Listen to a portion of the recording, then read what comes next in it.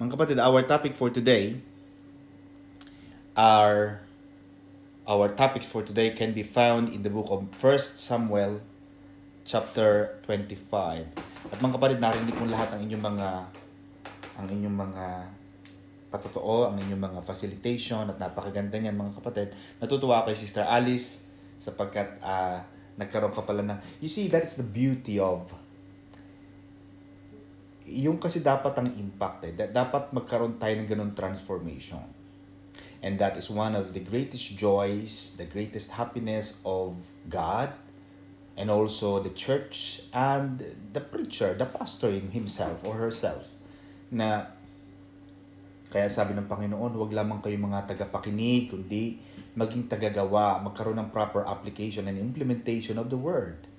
Kasi ang sinasabi natin palagi, mga kapatid, information is nothing without transformation. So, kailangan magkakaroon talaga ng transformation ang ating mga narinig. Kasi yun ang effect ng Word of God. Yun ang buhay. Kaya yung lagi narinig natin kay Sister Erlinda na rima, yun mga kapatid ay ibig sabihin, that is the spoken word. The logos of the Word of God. Kailangan mabuhay talaga yun sa buhay natin. Wag lamang tayong makarinig. Kaya, mga kapatid, ako ay nagagalak sapagkat kahit papaano may mga natututo. Amen. Yan lang naman ang ano natin dito. And ito ang dahilan. Kaya itong ginagawa natin pag-Bible study, ito mga kapatid ay sasabihin na natin paglilingkod natin sa Diyos bilang tayo ay mga anak niya. Kasi saan ka pa naman pupunta? Itong pag-aaral mo ito'y pagpapakain ng iyong spiritual na pamumuhay. Kaya, and the more you hear the Word of God, the more you become faithful, the more you increase your faith, and the more you increase your faith, the more chances of combating, counter-attacking the problems that comes along the way. Now, mga kapatid, sa 1 Samuel chapter 25, nandito mga kapatid yung galit ni David kay Nabal. Nagalit siya kay Nabal. At alam na natin ang naging dahilan mga kapatid. I'm not going to rehearse the reason why nagalit si David kay Nabal.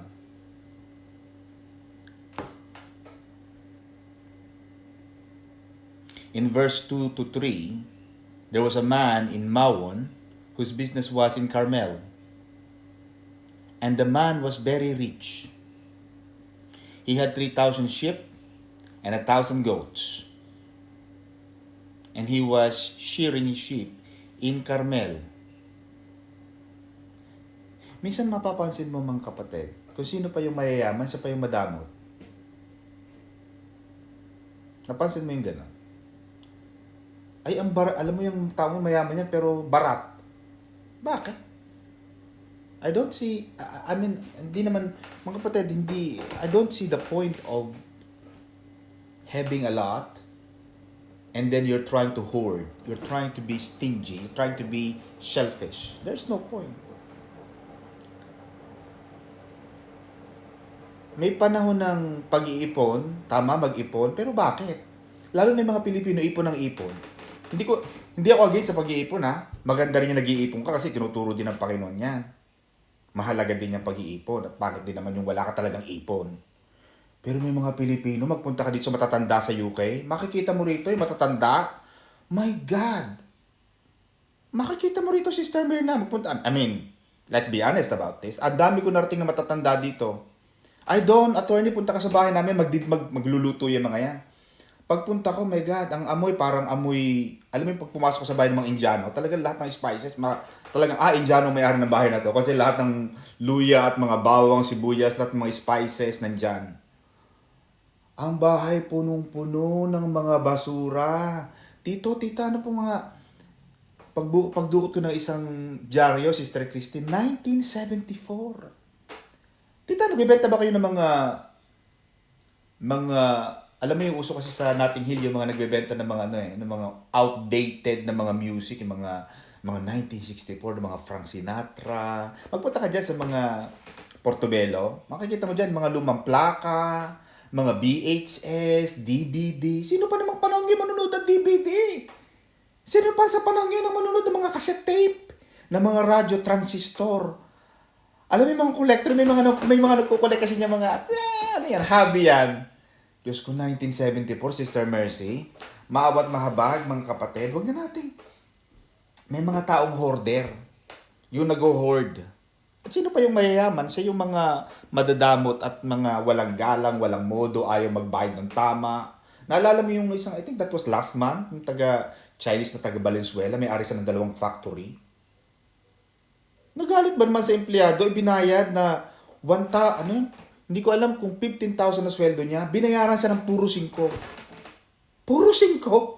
Turuan mo yun. Eh di hindi makandadala yung tao, Sister Mirna, kasi puro 5 ang binayaran mo, 15,000 pesos na sweldo sa isang buwan, binayaran mo ng puro 5. Diyos ko, my God.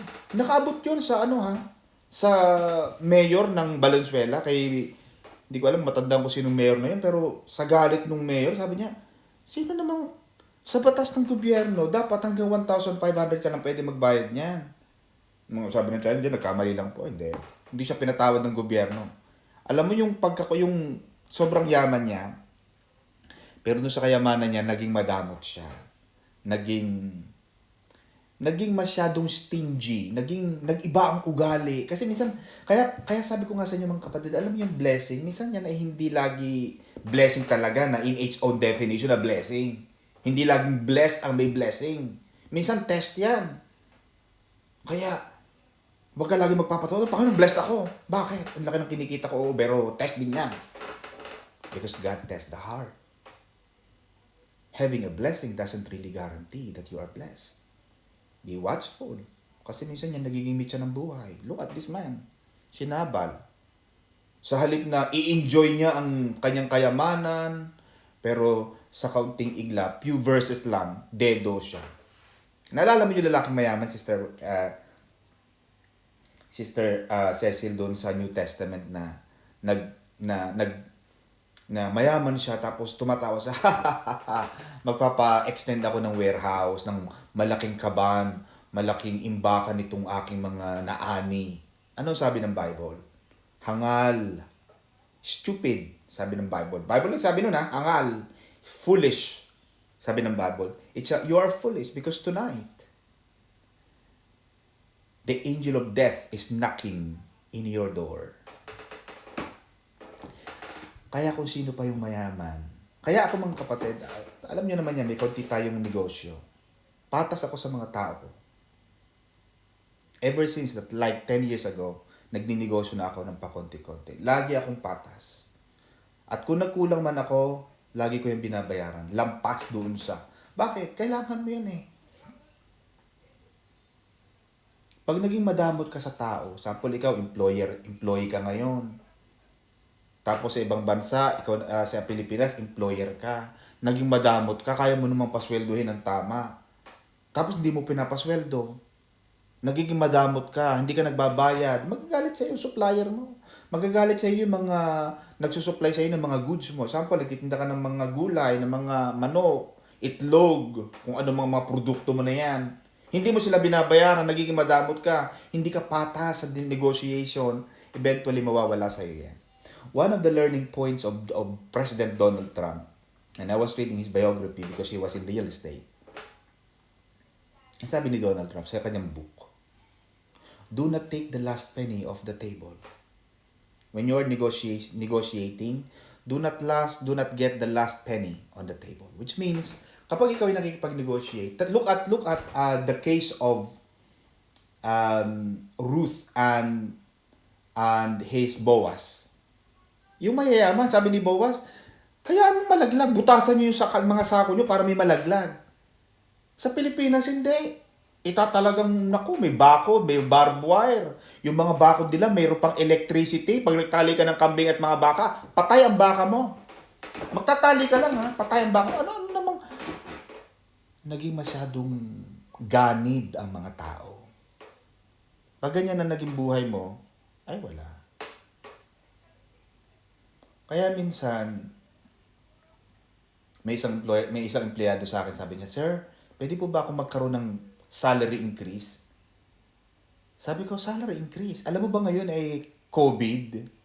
Alam mo, Sister Mirna, Meron ako mga tao na 20, at least 25 na pinapasweldo every month. Never yung walang nag-resign doon. Walang umaalis. Sa loob ng 3-4 na taon, walang nag-resign. Kasi pag may nag-resign, kinabukasan may kapalit na sila. At saka ang ganda ng patakbo. Pag may birthday, kahit janitor yan, Sister Christy, pag nag-birthday, kasi meron kaming group page eh. Lahat ng mga tao, 25. Pag may nag-birthday, Sir Do, babati sa Facebook, happy birthday, Joanne, for example. Happy birthday, Joanne. This is Sir Don. How are you? Good. Happy birthday to you. Sabi ko sa manager ko, you have to magluto ka ng pansit, 3 kilong pansit, 2 kilong manok, bumili ka ng cake. Lahat yun. Bawat birthday ng mga yun, lahat yun meron. Bayad ng SS, bayad ng pag-ibig, lahat yun kahit wala akong kinikita. Minsan wala kang kita eh. Siyempre, hindi naman palaging porque may business ka, lagi may kita. Kaya minsan mga tao, ay may business yan. Hindi lahat ng may business kumikita. Akala ng mga tao, pag negosyante, may kita. Ay hindi naman palagi. Maganda lang ang tingin ng tao, may business. Pero may business, may ang dami mo namang binabayaran. Nakikita nila yung business, pero hindi nila nakikita yung binabayaran. What I'm saying mga kapatid, pag dumating na kayo sa ganung antas, na medyo nakakaangat na kayo, huwag kayong maging madamot sa kapwa. Kasi ito nangyari kay Nabal na ito, naging madamot siya. Mayaman na siya.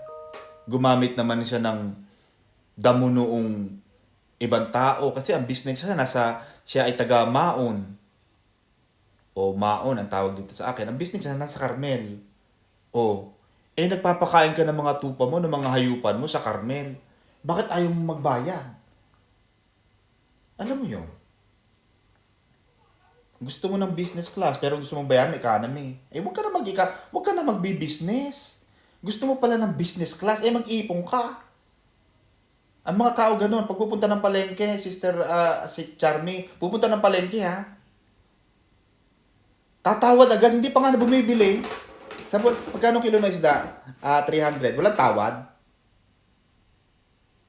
Ang tawad mga kapatid, ang discount, dapat yan, may dahilan bakit ka binibigyan ng discount. Either, for example, suki. Sample, yung mga suki ni Brother J, pagka nagpapasilitate, yung mga suki na yan, suki yan. May discount yan. Pero kung panaka-naka ka lang naman sa ulan na bumili ng isda sa kanya, wala kang credibility, wala kang eligibility, hindi ka qualify na magkaroon ng discount. Kasi ang discount, yung diskwento ibinibigay sa mga suki, hindi ka naman suki, so hindi ka bibigyan. May mga kliyente, attorney, magpapagawa ako ng ganito, papalabas ako sa kulungan, magpapagawa ako ng ganitong visa, ganito. May problema ako sa legal matters, criminal matters, civil matters, may discount. Sabi ko, discount? Bakit? Hindi pa kita kilala? Bakit kita bibigyan ng discount? At saka, palengke? Kung gawin ko rin, i-discount ko rin ang visa mo na, okay, ang serbisyo ko sa'yo, ganito ha, dapat 100%. Dapat ang isip ko sa'yo lang lahat. Pero dahil humingi ka ng discount, magkano hiningi mo? 10% siya, babawasan ko rin ng 10% ang serbisyo ko sa'yo. Dapat yung mga mayayaman yan na magaling magbigay. Kayo maging daluyan ng blessings. Hindi yung palagi kayo mayaman na nga kayo, yung ibang nagtitinda ng mga kangkong at ng mga ampalaya, ng mga papaya sa barangay. May mga tao nagtatanim kasi ng mga sa barangay, di ba? Sister Cecil, may mga nagtatanim ng papaya, ng santo, ng mangga. Tapos pag naglako, yung mayayaman, Sister Mirna, yan pa ang mahiling magtatawad. Ayaw pakitain yung mga nagtitinda. Gusto na lang sila ng mayayaman na makakain ng papayang mga sariwa. At yung mga nagtitinda, ayaw ng pakitain. Abay, hindi ganon. Ang isang born-again Christian, mga kapatid, keep the change. Mga kapatid, sabay-sabay natin sabihin yan, keep the change. Keep the change. At kapatid, pag nagbigay kayo ng pera, talagang dapat may change, may sukle. Wag naman, keep the change, wala naman sukle, kulang pa. Amen ba? Keep, di wala. Ang isang Kristiyano, mga kapatid, keep the change. Ma'am Ne, may sukli pa ako kayong 500. Keep the change. Yan! Alam mo, pag ganyan, ako pag nagpapagupit, ang nakikita ko mga tip ng mga nagpapagupit dito, Brother Joey, sample, nakikita ko 1 pound, yung mga puti, ayaw pa magbigay. Kasi minsan ang gupit sa mga lalaki dito sa UK, $21 o $42 ang paggupit. Di 21 pounds, may sukli ka pang, may mga coins. Pag ako nagpapagupit, lagi ako nagbibigay ng, magkano ko, sir, because your hair is, sa dollars na lang, para yung mga ibang nasa ibang bansa. Basta lahat, $82 o $84. Lahat, pati beard, pati mga balbas, pati mga kung ano-ano mga, bigyan mo ako ng guhit dito, ganyan. May mga style pa yan eh. Depende sa pinasabi mo sa manggugupit. At the more marami kang demand, Brother Matt, alam mo naman yan. Si Brother Matt kasi pataas eh. Gusto ko rin yung pataas minsan na ganyan. Parang alam mo yung mga, parang mga binata talaga. Pero mamahal naman ang paggupit ko, Brother Johnny, alam mo naman paggupit natin. Binibigyan ako ng 18 pounds o 11 pounds. Sabi ko, keep the change. 11 pounds, 12 pounds, keep the change. Ganun naman, Christian. Maging pagpapala kayo sa iba. Ganun ang mga tao, mga kapatid. Huwag kayong kuha ng... Kasi may mga tao kasi walang ginawa kundi kumuha ng kumuha. Yung matatanda sa UK, walang ginawa kundi mamili ng mamili sa mga karbot. Inubos na yung mga karbot at mga hanip, mga kuto at mga kung ano-ano mga bukbok ang nasa karbot. Yung mga mahilig na yung mga luma, ipapadala sa... Kaya minsan ang mga kuto at ang mga hanip na nasa Pilipinas, imported, galing ng ibang bansa kasi tayo nagpapadala. Ang binibili mo mga luma. Ako ayaw ko na nagpapadala. Sister Mel, sama mga... Kasi bila ko mga damit. Sama mga damit. May mga damit ako. Sasabihin ni Sister Mel, baby, ayaw mo na itong damit na to? Ayaw ko na. Pwede kong ipadala sa Pilipinas? Sino naman gagamit itong lumang damit na ito? Naku, maraming mga damit. Ayaw ko nga magbigay ng mga luma, mga kapatid. Kung kayo magbibigay, maganda yung bago. At kung yung luma man, medyo usable. Huwag kang magbibigay, Sister Mirna, nung talagang luma. Alam mo talagang luma. Talagang puro bok para may mga, alam mo na yung mga lumang sapatos na talagang halos kalahati na alam mo yung pinaka-sole, di ba? Yung kapakan. Pagka nagamit na ng mga ilang taon yan, Sister Cecil, nagiging imbalance na yung ipapadala mo sa Pilipinas, ibabalot mo lang sa aluminum foil. Sasabihin mo, for Kuya Boyet. Baka pag nahawakan ni Kuya Boyet yun, Sister Christy, baka ibato lang sa iyo. Nagpadala ka pa, nagsayang ka pa ng pera. Ipinadala mo pa sa international courier. Abalang-abala yung mga taong magbukas ng mga krema at mga kape at mga tsokolating expired. Tapos mabubukasan nila mga lumang mga sapatos at mga pinaglumaan. Ayaw mong kulang na lang itapon mo na sa basurahan, pero sige na lang, mga Pilipinas, mga yagit naman yan, hindi nila alam ang mga brand sa ibang bansa. Wag. Kailangan ng mga Kristiyano, mga kapatid, daluyan, blessings, channel of blessings. Amen? Kung magbigay ka ng luma, magtatanong ka rin, Sister Cecil, sa mga pagbibigyan mo. Hoy, kamag-anak, Kuya Boyet, ikaw bagay gusto mo ng lumang sapatos ko? Okay, tatapon ko na rin eh.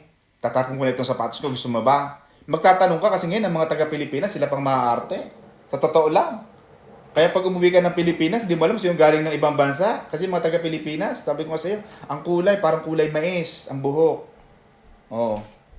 Yung mga galing sa ibang bansa, yung mga galing Europe, naku, ang kulay ng buhok, hindi may pinta, puro uban. Kaya, magtatanong ka, itong sinabal naging madamot. Yun ang dahil, yun ang mga mahirap pagka madamot, mga kapatid. Sabi nga, wala daw gamot yan si mercury drug. Kaya kung mag-aasawa kayo, wag yung madadamot.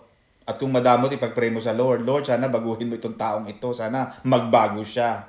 O open niya ang kanyang puso sa Lord. Ano pang matututunan natin dito, mga kapatid? Nabal showed what an ungenerous man he was. Ungenerous. Pag ang tao ungenerous, yung natulungan mo na, kagaya ng ating napag-aralan last week, yung mga sino nga yun, Sister Cecil, yung natulungan na ni Haring David, ipinagtanggol na, tapos siya pa nagkanulo. Alam mo mga kapatid, gawain niya ng mga taong mga hindi Kristiyano. Pag nakatulong sa iyo ang tao, naturalmente. Sabi ng Panginoon, mahalin mo nga yung kaaway mo eh. Ibig sabihin, kaaway mo na nga, mamahalin mo. Lalo pa kaya, Sister Cecil, nakatulong. Kaya, natatandaan ko na dyan ba Sister Arlene? Sister Arlene Lusong, si Vice Gov natin, nandiyan ba si Vice? Parang wala si Vice Gov.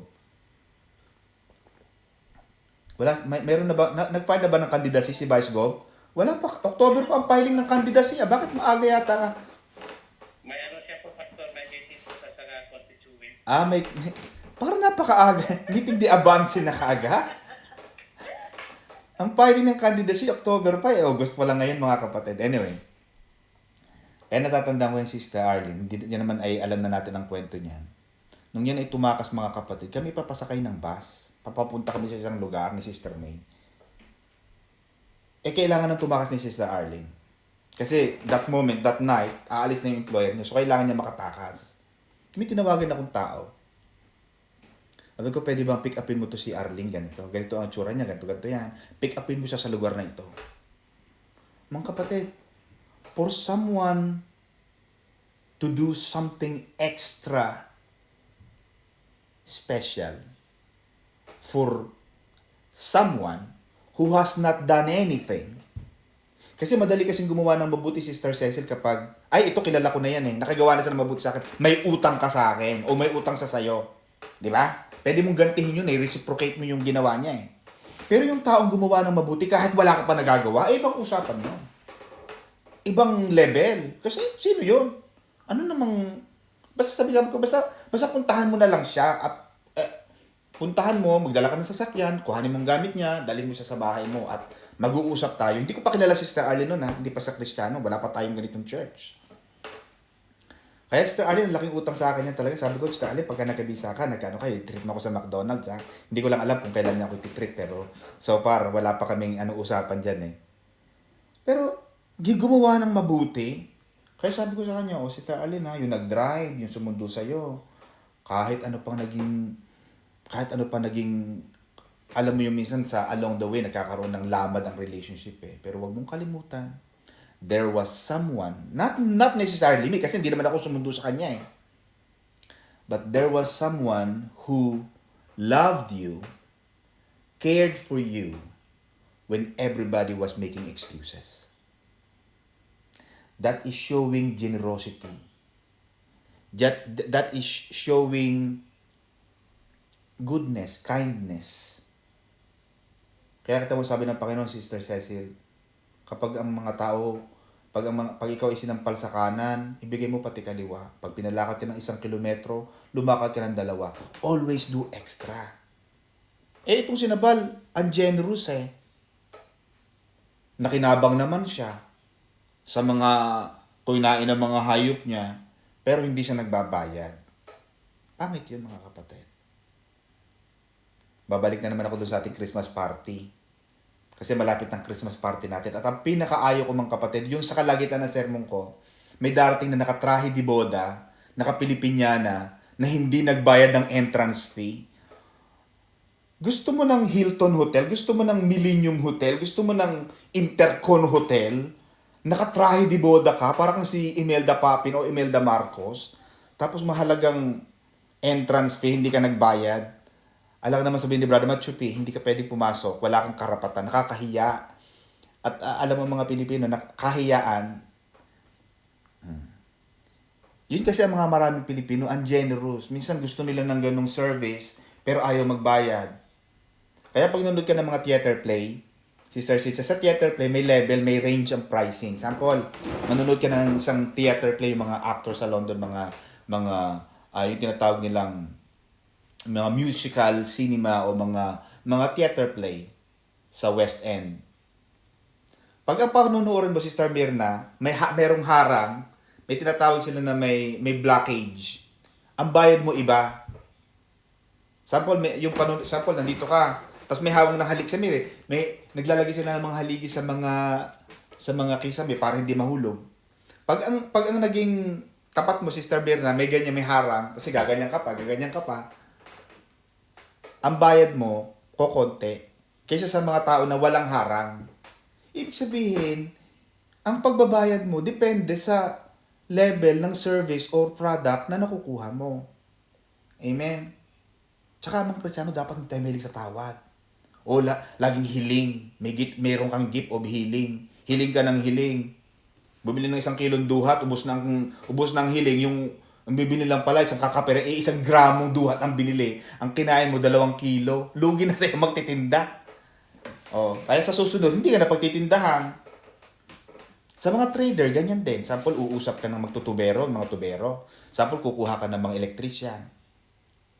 Kahit kapatid mo yan, kahit kapatiran natin. Ako palagi, lalo na sa mga kapatiran natin, walang makakapagsabi dito. At ako mga kapatid, alam niyo, nagpapalinis ako ng bahay ko. Nagpapaplansya kami ng mga damit kasi wala na kaming time. Minsan pinapalinis, sister ganito, magpalinis ka. Walang sino man sa inyo, at ito, kahit hindi ko alam kung sinong kasama natin ito, walang sino man dito makapagsabi na, ay, si pastor, ano yan, libre yan magpalinis, no? Hindi ako papayag, mga kapatid, na walang bayad ang serbisyo. At ganun din ako, pag ako naglingkod sa inyo, bagamat pwedeng magkaroon ng discount, pero most of the time hindi ako nagbibigay ng discount. Ayaw ko magbigay ng discount. Bakit? Kasi, sample, binigyan ko si Sister Cecil ng discount. Magbubulungan yun, magkano bigay siya ni Pastor? Di magkakaroon na ng iinggitan. Wala. Para walang iinggitan at walang tanungan, walang discount. At, mga kapatid, kita nyo naman, ganun din mga kapatid. Maging generous kayo, maging palabigay, maging open. At kung wala kayong pambigay, huwag kayong magpalinis ng bahay. Amen ba? Nagpapalinis ka ng bahay, wala naman palang ibabay. Dapat ka pa nagpalinis, di pa, depende rito. Sa bahay, dito pa nagpapalinis ako, Sister Cecil. Si Brother Ben, inusap ko, Brother Ben, yung aking ilaw ay walang pinapunta ko. Binabayaran ko siya. Maging generous kayo mga kapatid. Nung dumating si Brother Ben, nagluto pa ako ng pansit. Kaya, Pastor, ang sarap mo pala magluto ng pansit. Brother Ben, pag hindi ako nagluto sa bahay namin, hindi kami kakain. Si Sister May, hindi naman marunong magluto. Yun yung pinakulo ang itlog, minsan nasusunog pa. Ang buron mo yung itlog na pinakulo, nasusunog pa. So, nakakalimutan niya. Kaya mga kapatid, maging generous kayo. Bakit? He looked at everything as His. Akala niya, lahat ng kanyang pag-aari ay kanya. Pero yung pag-aari niyo mga kapatid, hindi lahat yun sa'yo. Pinagkakatiwala lang sa iyo ng Panginoon. And it's up to you. You see, sabi ko nga, Sister Charmy, when you see, God tests you and God tests us. When we have nothing and when we have everything. How do you treat people when you've got nothing? And how do you treat people when you've got everything? Ano ang karakter mo kapag wala ka? Alam mo yung mga nangungutang, pag nangungutang, please, I will pay you tomorrow, please. Kasi wala, Sister Mirna. Pero pag sinisingil na yan, ikaw naman, sama ng ugali mo. Alam mo naman, wala pa akong trabaho. Alam mo naman, COVID. Ay, ang COVID, Sister Mirna, baka abutin tayo ng 40 years. Kasi ang COVID habang buhay. Para, ituring mo na lamang daw yan parang cancer o mga terminal illnesses. Di habang may COVID pala, hindi ka magbabayad. Kaya, depende yan. Ang blessing ng Panginoon, minsan titingnan ng Panginoon yan, kung paano ka magtrato ng tao kapag meron ka. Pag meron ka na, yayabang ka na ba? Amen? Kasi ang ibang mga mayayaman, pag pumasok sa mga restaurant, talagang gusto lagi, primera klaseng mga silya o mga presidential table. Pero sa presidential table, kaya nga, ayaw ko laging umupo dyan. Kasi sa presidential table, ang katabi mo, mga hindi mo kilala. Hindi mo alam kung sino sila. Samantalang, kaya ako ay, Pastor, pwede po kayo maimbita sa kasal? Sige, saan ako upo? Doon ako sa mga kasama ko, ayaw kilala ko, ayaw ko namang katabi ko, hindi ko kilala. Kasi nagkakainan kami, out of place ka. Ay, kung doon ka sa isang umpukan na kilala mo lahat sila, Sister Christy, tawanan kayo. Nag-like ko sa Facebook mo, lagi mo gusto mo yung presidential table, hindi mo naman kilala yung mga tao, nakaka-out of place ka. And the bad thing about this, mga kapatid, kay Nabal, akala niya yung kanyang kayamanan sa kanya, hindi niya inakala na yun ay sa Panginoon. And the bad thing about this, itong in verse 10 to 12, naging madamot siya kay David. And, brother, matitingnan mo, sino ba si David? David was the great ancestor of God. He was called the man after God's own heart.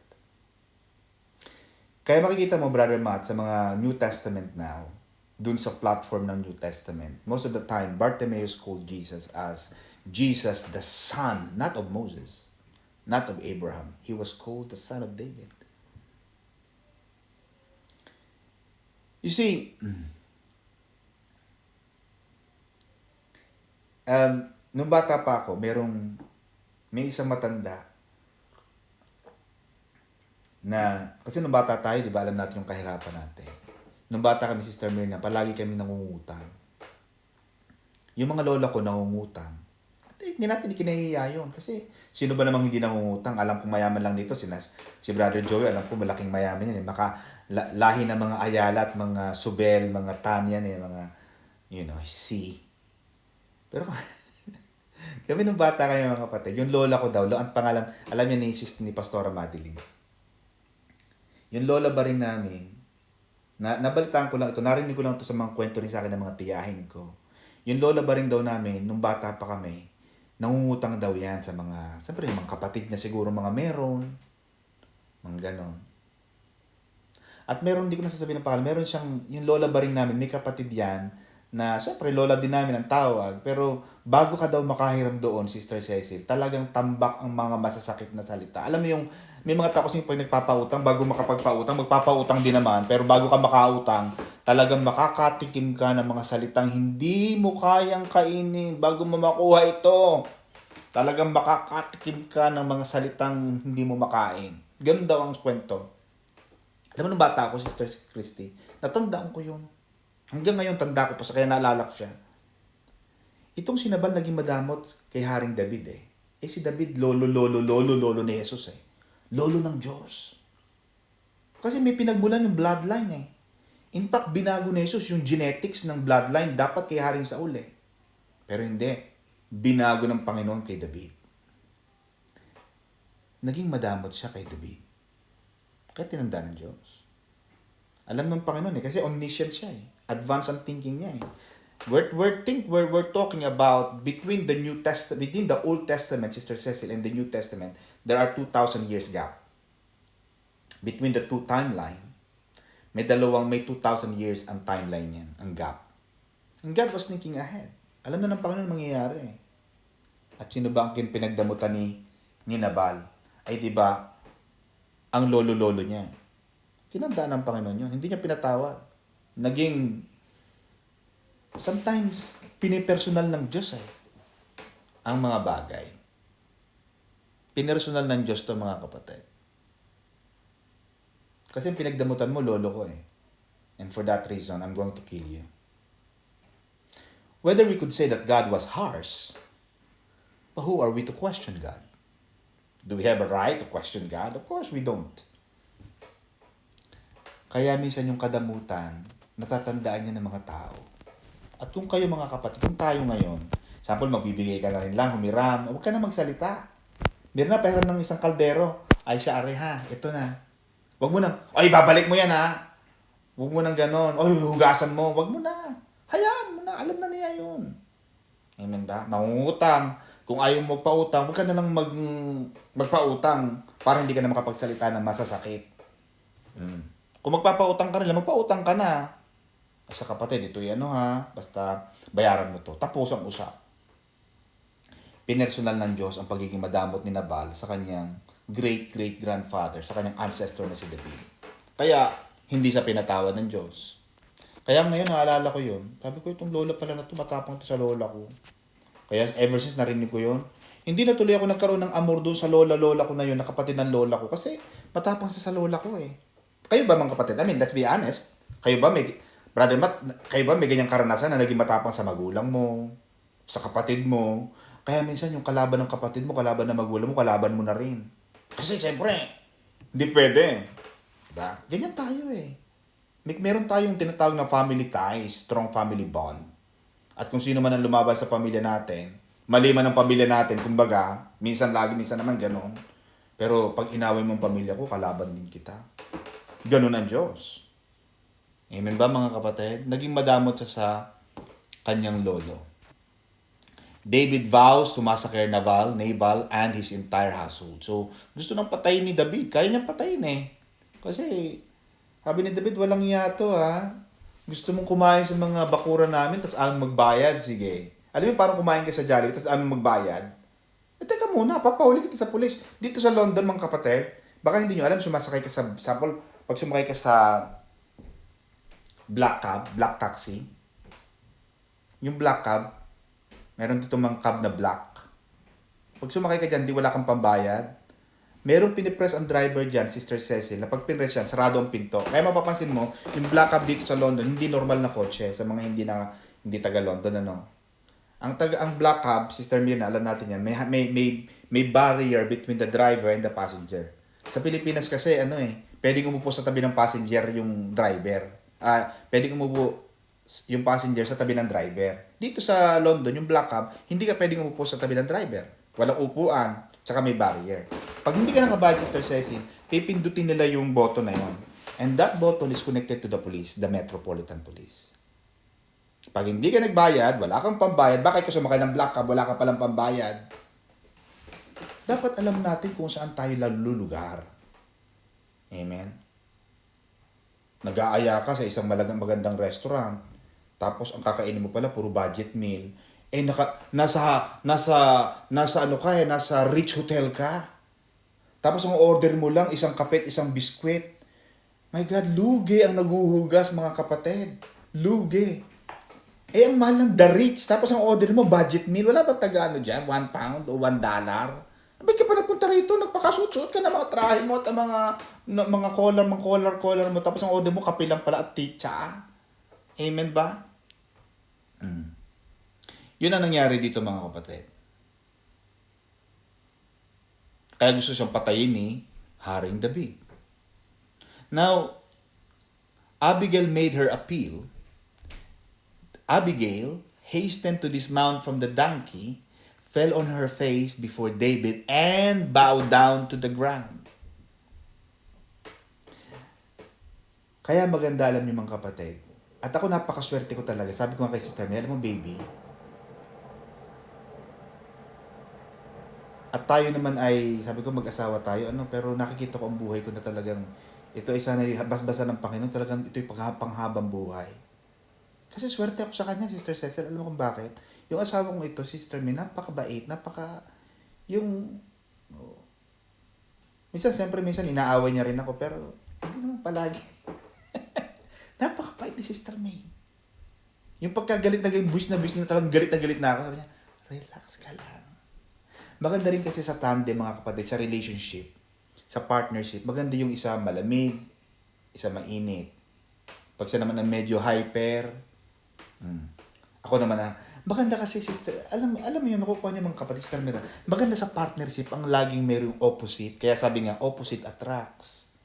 Kung pareho kayo mainit, di lagi kayo sabog. Amen ba? Itong sinabal, kinagalitan ni David, pero dahil may asawa siyang si Abigail, mga kapatid, nagkaroon ng equalizer. Maganda yung may equalizer. May pacifier. Merong, sandali mga kaibigan. Ano ba pwede natin gawin? Ganun ang ginawa ni Abigail. She made her appeal in utmost humility. Pag hihingi ka ng tawad, wag yung ikaw pang matapang. May mga humingi ka siyang tawad. Ito, sorry na ha. Tumigil ka. Pag hindi ko tumigil, yari ka sa akin. Sorry na ako ha. Sabi ng Bible, dapat pagbaba ng araw, magbati na tayo. Tumigil ka na dyan. Huwag ka na magalit. Siya pa ang galit. Ay naku mga kapatid, lilipad ang kaldero. Lilipad ang mga kung ano-ano, gunting dito at mga kung ano-ano.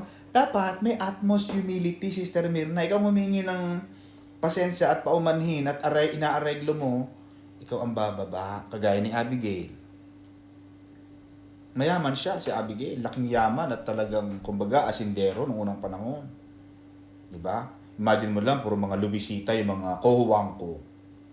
Nabasa ko yung kohuwang ko pala. Yan pala mga kohuwang ko, mga Chekwa yan, Sister Cecil. Yan pala ay nanggaling sa mga huwang, then das, ko. Huwang, ko. Pero ayaw nilang ng huwang. Kasi may mga tinutukso sila ng mga taga-Tarlac. Pag ang pinanganak mo, ang pangalan mo sa anak mo, Marcela yata ang nanay ni Mr.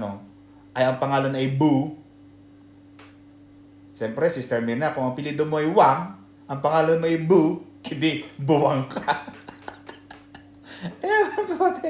Yung ginawa nito mayayaman na to, yung Wang ko, ginawa nila, ibinilike nila yung ko sa Wang. Kaya ko, Wang ko. Yun ang naging doon. So, Yun ang sinasabi doon mga kapatid na yung mayayaman, imagine mo kung mayaman ka, pwedeng pumasok po rin pumunta si Abigail doon na mas asindero siya eh. Diba? Mayaman. Diba? Pero hindi. Nagpakababa si Abigail. Maganda siya, mayaman. Kasi minsan mayaman, minsan na ganun eh. May mga ganung asta na sila nangangambalik, sila pa ang mayabang. Dapat, pag ikaw ang hihingi ng tawad, hihingi ka ng, paumanhin, gusto mong aregluhin, ayusin yan, mga kapatid ha, ito pupunta ako dito. Kaya pag nag-uusap, example, mag-uusap Sister Chami. Okay, Chami, mag-usap tayo. Galit sa'yo ang kausap mo kasi nga may nagawa kang hindi maganda, for example. Ang best technique dyan, Sister Chami, ang tanong mo palagi, ito ha, makikipag-usap ako sa'yo sa isang kondisyon. Ang purpose ng usapan natin maayos, ha? At saka wala magtataas ng boses. Ang purpose, ang layunin ng pag-usap natin, maayos. Kung hindi magiging maayos to, ay wag na tayo mag-usap. Kasi hindi rin magiging maganda eh. Amen ba? Kaya hindi rin maganda, kaya sabi nga ni Pastora kanina, Pastora Madeline, maganda rin yung timing. Pag galit pa ang kausap mo, huwag mo munang kausapin. Pababain. Wag yung mainit pa ang kaldero, hahawakan mo, hindi papapasok ka. Palamagin mo muna. Amen ba? Kagaya ni Abigail. At saka, nagpunta siya doon, Sister Elaine, kay David na may dala siya. Kaya yung mga kalalakihan, pag galit ang mga asawa niyo, mga partner niyo, magdala kayo ng kahit ano. Magdala kayo ng kung anumang mga prutas, mga flowers, chocolate. Magawa kayo ng peace offering. Para talagang worth, maganda yung timing. But the good thing about Abigail reminded David of the Lord's promise for his life. In the remind, it was Abigail as the catalyst. She was the mentor that reminded David, yes, you can kill my husband. But if you do that, you may disqualify yourself for a much bigger vision that God has planned for you. What is my husband? You can kill him. It's easy for you to kill him. You've got many soldiers. But it was Abigail who reminded David of the Lord's promise for his life. Anong sabi? The Lord certainly make for my Lord an enduring house. Niremind siya ni Abigail na pag ang asawa ko ay hindi mo pinatay, papalawigin ng Panginoon ang iyong tahanan. Kaya it was Abigail who guided David to look beyond the immediate aggravating circumstances to the bigger promise of God. Huwag mo laging titingnan yung galit mo. Kaya pag nagagalit ka, relax. Sa mga taga-Bicol, luway-luway. Kasi pag may nagalit, sabi nga nila, kiba ang langit. Anong nangyayari dyan? Mamaya-maya, ikaw nang humihingi ng tawad. Ikaw na nagsasorry kasi yung nagawa mo, hindi lampas doon sa pagkakamali ng kapwa na pinagagalitan mo. Kaya may kasabihan, do not cut the tree in winter season. Ibig sabihin, nagagalit ka ngayon pag pinatay mo to, di meron ng dugo sa kamay mo. Kung pinatay ni David si Nabal, di ngayon siya na ang killer, siya na ang kriminal. Hindi ganun ang hari. Magkakaroon na siya ng stain. At baka ma-disqualify siya. Kaya minsan, nagpapadala ang Diyos mga kapatid ng mga tao mag-remind sa'yo ng mga dapat mong gawin. And it was Abigail in the life of David. Mga kapatid, okay lang patuloy ako mga kapatid, okay lang ba? Mga kapatid, alam ko, lampas na ako ng time, Brother Jay. But I miss you so much, mga kapatid. For the past few days, talagang, mga kapatid, talagang ako I was, mga kapatid, sabihin ko sa inyo, for the last 2 weeks, it was, sabihin ko sa inyo ang totoo, it was the worst nightmare, mga kapatid, sa akin. Ang hirap ng pinagdaanan ko. Anyway, we will talk about this. Kaya lang, and then, Brother Matt, sabi ng Panginoon, blessed, then David said to Abigail, nagpasalamat si David kay Abigail. David thanks God for Abigail's appeal. Kasi mga kapatid, ang sabi nga sa Proverbs, Sister Cecil, yung sagot na mahinahon, nagpapawala ng galit yan. Nagkakwento si sister, sabi niya, baby, alam mo itong client ko, itong dito nagbayad, demanda mo na kaya to. Kasi sister, pagka may problema, agad tatawagin ako as a lawyer. Sabi niya, baby, demanda mo to ha. Kasi itong ginawa sa akin, laki utang nito sa akin eh. Ako naman, anong case number? Papailan ko na kagad. Siyempre, yun ang trabaho ko eh, di ba? Sabi ko sa kanya, baby, magkano ang utang? Ang utang ganito. Malaki-laki talaga nga. Tumawag kay Sister May. Sabi niya, baby, ayaw kong kausapin yung tao na yan. Talagang hindi nagbabayad. Kausapin mo. Alam mo nung kinausap sister, tumawag. Hi, May. How are you? May, I'm so sorry. I wasn't able to pay because. Sister May, talaga nakikita mo, mumula-mula na siya. Para siyang, kasi pag nagagalit Sister May, makikita mo, para talagang, alam mo yung tumataas yung intensity ng init. Parang pumupula. Pero Sister May, hindi makapagsalita. Kasi ang baba nung kausap. Ang baba ng boses. Paano ka naman magagalit, Brother Matt? Yung kausap mo, ang baba. May, you know what? Last week I had a problem with this. As much as I wanted to pay you now, but I'm willing to pay you maybe in the next couple of months or maybe 2 weeks or ganto. Please, May, I hope you don't mind. Oh, sino namang galit ang magagalit pa? Eh di wala kasi mababa ang boses mo. Ganyan lang mga kapatid. Kaya pag galit si Sister Christy, Brother Joey, tumahimik ka na lang. Sister Christy. Brother Johnny, pag galit si Sister Ami, tahimik na lang tayo mga dahi. Yes, dear. Oh, di ba? Brother Jay ng Qatar, pag ikaw ay galit si Pastor Madeline, yes, dear. Para walang ausap. Amen. Brother Ma, pag ang asawa mo galit, yes, dear. Do you like coffee, tea, or me? Ganun lang ang tanong. Oh, eh di walang usap. Hindi yung babanggain mo pa. Itong si Abigail, napakababa. You see, Sister Mirna, itong Biblia, mga kapatid, Sister Mirna, natuturo ito ng lahat ng mga bagay. Kaya kita mo, Sister Elaine, bakit ang Panginoon lagi natuturo ng parabola? Why? You will ask, why do Jesus teach about many things? But He uses parables. He uses allegories. He uses metaphors. Gumagamit siya ng mga iba't ibang mga talinhaga na hindi natin maunawaan. Because you know what? One of the reasons why, Brother Matt, kasi yung application ng Bible, universal. Hindi lang ito para basahin mo na parang, si Abigail, si David. No. I-apply mo yan sa buhay mo. Ano ang matututunan natin? Ano ang matututunan natin dito? Sabi ni David kay Abigail, Blessed is the Lord of God of Israel, who sent you today to meet me.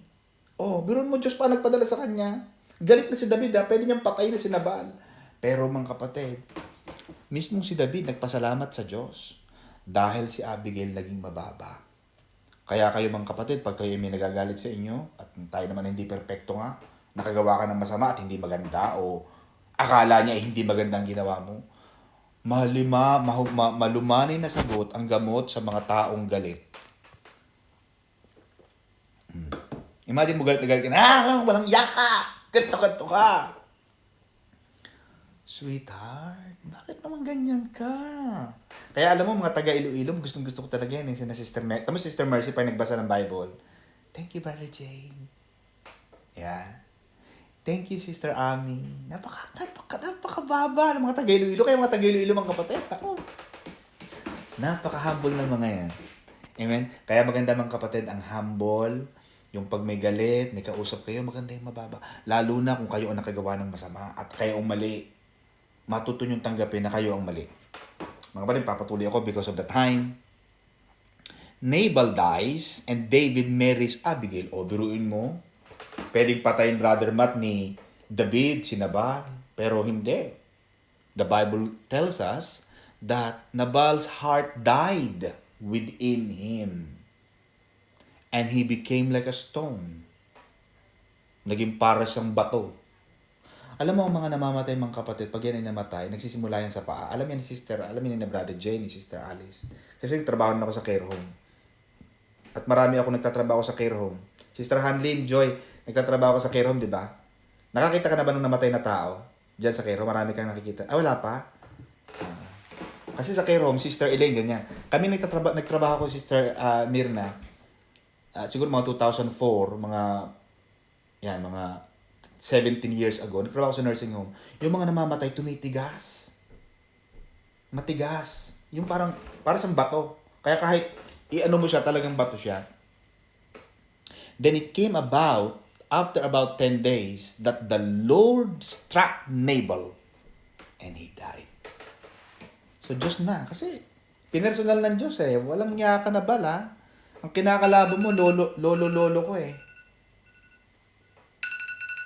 Ang kinalaban ni Nabal, yung lolo ni Jesus, ng Diyos.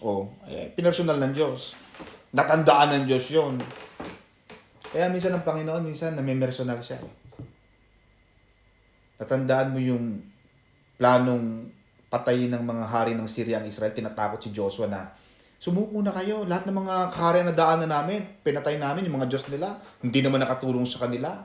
Kaya yung Diyos mo, hindi ka rin tutulungan yan. Yun ang sabi ng hari ng Syria kay Joshua sa mga taga-Israel. Alam mo, ang Bible sabi si Sister Mel na God took it personally. Pinersonal ng Diyos yung pangungutya ng hari ng Syria. On that night, nagpadala ang Diyos ng angel of God and killed 186,000 Syrian armies. Kaya mahirap pag pinersonal ng Diyos. Diyos ang pumatay. Kaya minsan, Sister Mina, Diyos din na may hawak ng buhay. Diyos ang may hawak ng buhay. Tama, sabi dyan, no? The Lord struck Nabal dead. Hindi pinatay ni David. Sabi ng Panginoon. Kaya si David, makikita mo, I will leap now to 26. Kahit kayang patay ni David si Haring Saul, hindi niya pinatay. Kasi alam ni David, Sister Cecil, na kung gugustuhin ng Panginoon na mamatay si Haring Saul, kayang patay ni Haring ng Panginoon si Haring Saul. Ganun lang.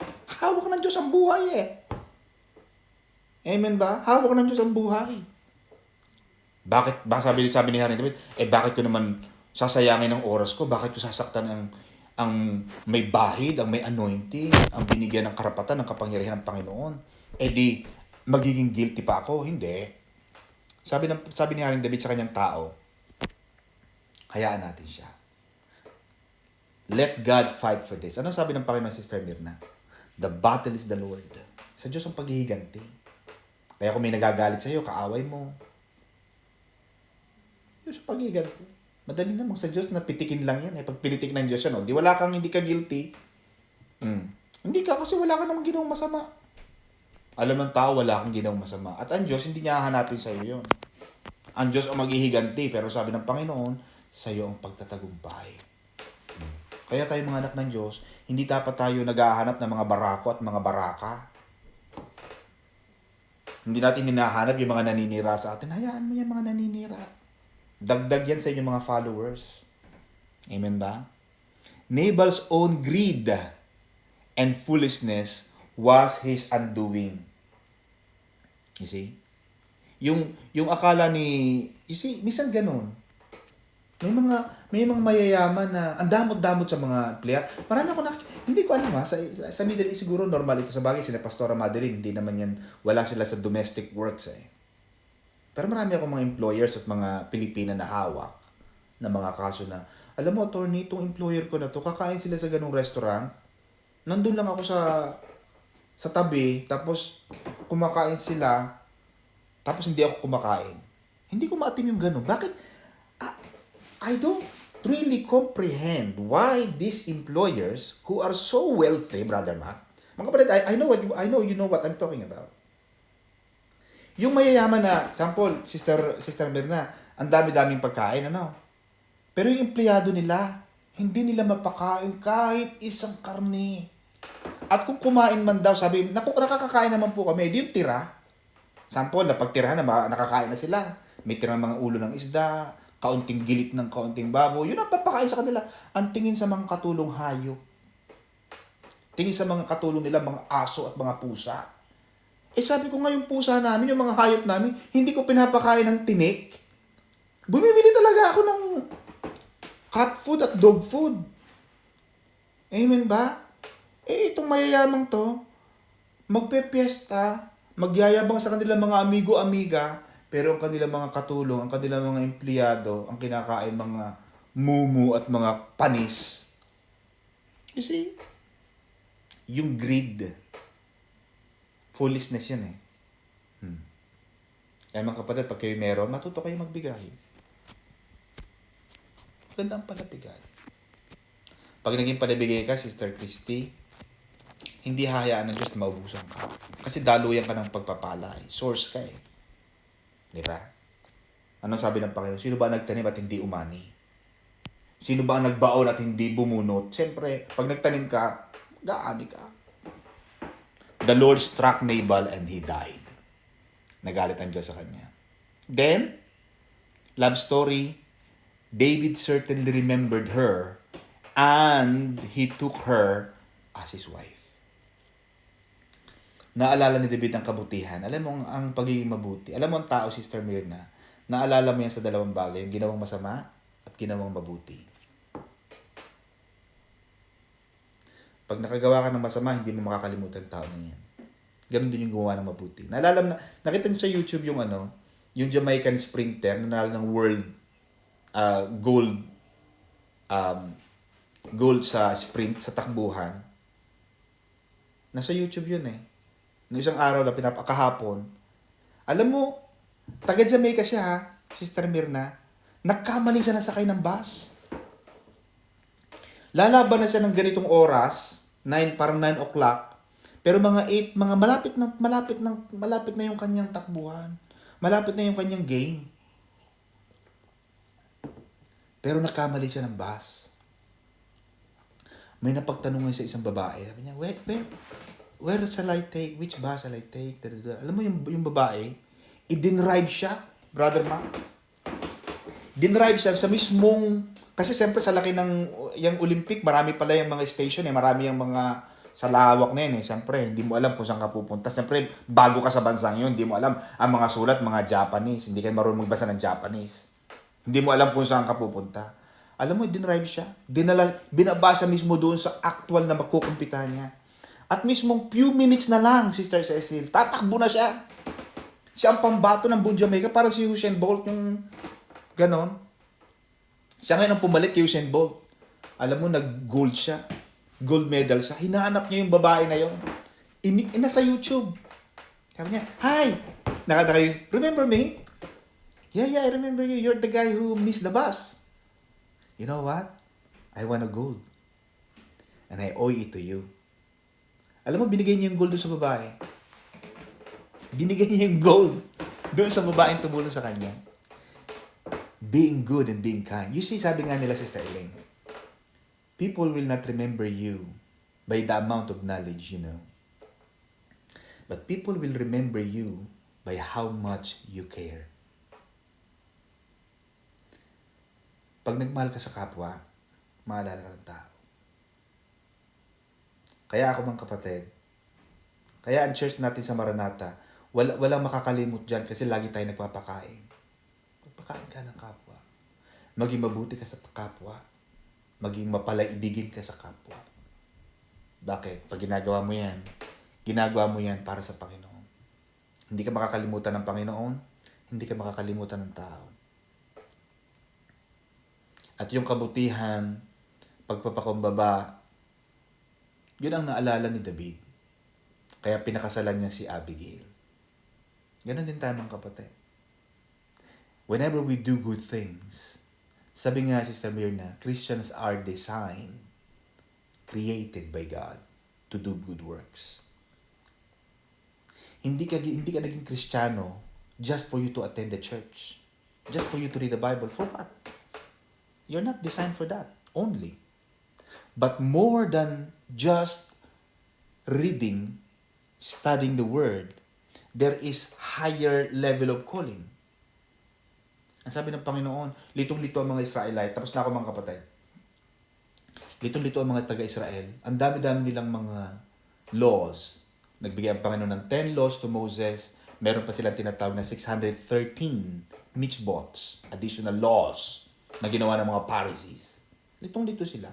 Sabi ng mga disciple, Panginoon, ano po ba talaga ang utos? Ano po ba ang dapat namin gawin? Kasi dami-dami na pong mga batas na ginawa nito mga priest na ito, na mga saserdote na ito, na mga Pharisee na ito na hindi nila maintindihan. Sabi ng Panginoon, dalawa lang yan. Mahalin mo ang Diyos, mahalin mo ang kapwa. Yan lang. At pag gumawa ka ng mabuti, pag nagmahal ka, Sister Cecil, Sister Alice, you are creating a memory in the minds of God. You're creating a memory in the minds of God. Natatandaan ka ng Diyos. Kaya makikita mo, Brother Matt, sa Bible, sabi ng mga tao, Panginoon, nagkasama niyo po kami, natatandaan niyo, Panginoon, kasama tayo sa nagpangaral tayo ng salita ng Diyos. Pag nagpalayas tayo ng mga demonyo sa lugar na yon, sabi ni Jesus, hindi ko kayo kilala. Because there was no connection. There was no connection. Hindi nakapag-create ng memory in the minds of God ang mga taong yun. Maaari. Kasi walang connection eh. Hindi masabi ng Panginoon eh. Pero look at here. Si Abigail was remembered of the king. Because Abigail knew that David is the next in line to become the king. And Abigail, because of her kindness and her goodness, she became a matriarch.